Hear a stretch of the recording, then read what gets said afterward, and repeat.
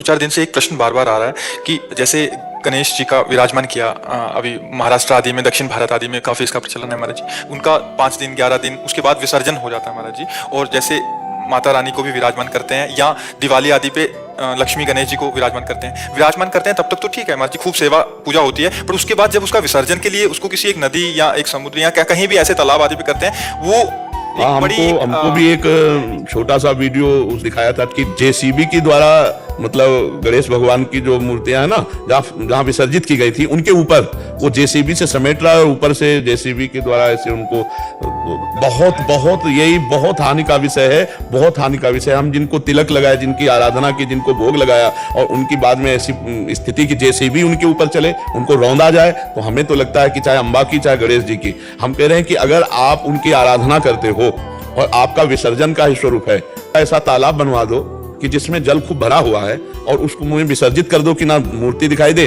और ना उसमें किसी भी तरह के इस तरह की जेसीबी या ऐसा कोई कुछ करना पड़े। बार बार बढ़िया जल भर दो, खूब गहरा खुदवा दो और उसमें समाधिस्थ कर दो। या आपके पास इतना पैसा नहीं है तो जितनी गणेश जी की छवि है उतना गड्ढा करवाओ और हाथ 2 हाथ 4 हाथ नीचे लेवल से ऐसी जगह जहां पैर ना पड़ते हो, मतलब नदी का किनारा है या कहीं ऐसे, और समाधिस्थ कर दो। अब ऐसे क्या कि खुला दिखाई दे रहे हैं गणेश जी, उनको जेसीबी से तोड़ा जा रहा है, उनको रौंदा जा रहा है, ये तो बहुत अपमानजनक बात है। क्या पूजा तुमने की जब उनकी बाद में पहले गणेश जी थे, अब गणेश जी नहीं? केवल तुम्हारे विसर्जन करने से गणेश जी का अस्तित्व तो खत्म हो जाएगा क्या?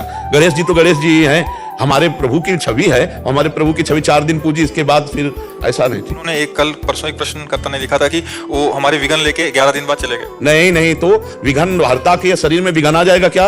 विघ्न हरता के शरीर में विघ्न आ जाएगा तो विघ्न का मतलब ये कि उनके ऊपर जैसे भी चलवाओ तुम, बाद में विघ्न नहीं और पाप ऊपर चढ़ जाएगा, अपराध बनेगा और दुर्गति होगी। बाकी क्या ऐसा कर सकते हैं जैसे जो छोटी मूर्तियां कुछ भी लेके आए, प्रतिमा लेके आए, उसको विराजमान करके हम रख सकते हैं? बहुत सुंदर है, बहुत सुंदर करना चाहिए। पूरे विश्व ब्रह्मांड के सबके पाप को लेकर एक क्षण में भस्म कर देंगे, उनके ऊपर कोई फर्क पड़ेगा? गणेश जी को समझा क्या है, दुर्गा देवी को समझा क्या है, अम्बा को समझा क्या है?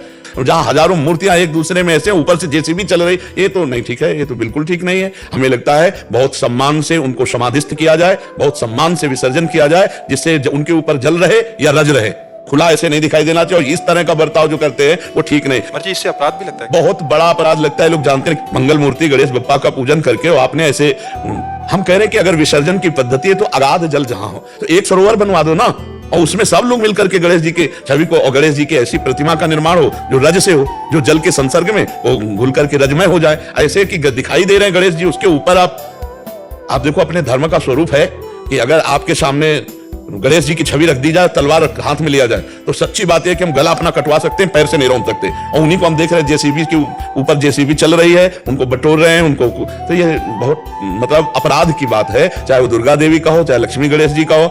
गांव में देखो ना, लक्ष्मी गणेश जी नए ले पुराने वाले पीपल के नीचे रख दे।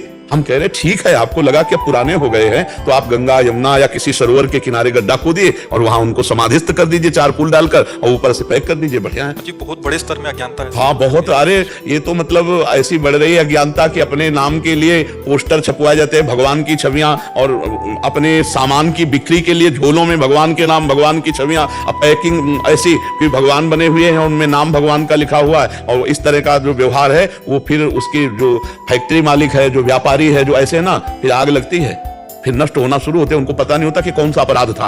अब वही भगवान की छवियां बनी हुई है, ऐसी झोलों में नहीं आती, ऐसे कार्डों में ऐसे आती है, पोस्टरों में ऐसे छप रहे हैं, तो अपने सनातन धर्म की मर्यादा को अपने लोग ही नष्ट कर रहे हैं, फाड़ के फेंक दिया नाली में। तो ये चीजें अपनी उपासना, अच्छा जिनको हम सिंहासन में विराजमान किया और उन्हीं को जो हम देखते हैं कि कूड़ा करकट की तरह उनके साथ बर्ताव हो रहा है, तो कैसे लाभ प्राप्त होगा? हमें तो लगता है उतनी ही मूर्तियों का निर्माण हो जितने का हम सम्मान पूर्वक। अब घर घर आपने पूजा की, उसके बाद एक जगह ऐसे फेंक दिया और फिर इस तरह से कबाड़ की तरह उनके साथ व्यवहार किया जाए, ये बहुत अपराध की बात है और ये बहुतायत हो रही। अभी 9 दुर्गा आएंगे, अब देवी जी को वो शेरवाएंगे जाके, अष्टभुजा ऐसे ऐसे पटक देते हैं जा करके, और बाद में जहां जल कम हुआ सब एकत्रित हुई, फिर वही यही क्रिया होती है। तो हमें लगता है कि ऐसे पवित्र रज की मूर्तियों का निर्माण हो जो जल में जाते ही 2-4 घंटे में अपने स्वरूप से जलमय हो जाएं, और अगाध जल का एक सरोवर बनाया जाए उसमें, या ऐसा समाधि देने के लिए ऐसा गड्ढा खोद कर उनको यथावत समाधि, ऐसे इस तरह के व्यवहार से अपराध लगता है और वो अपराध फिर हानि करता है। वो अपराध हानि करता है।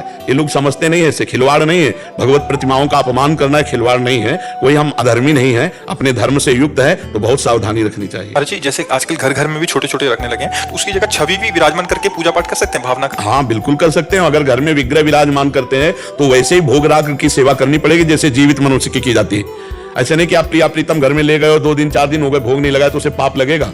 सुबह जैसे आप बाल भोग करते हैं ऐसे प्रभु को बाल भोग पवाइए, राजभोग करते हैं तो राजभोग पवाइए, रात्रि में पाते हैं तो रात्रि में पवाइए, शयन करते हैं तो उनको शयन कराइए, प्रातःकाल फिर उठाइए। ऐसे नहीं कि मूर्ति लेके बाजार से गए शोभा के लिए रख लिए, ऐसा नहीं है। ऐसे से अपराध बनता है। इससे तो अच्छा छवि टांग लो।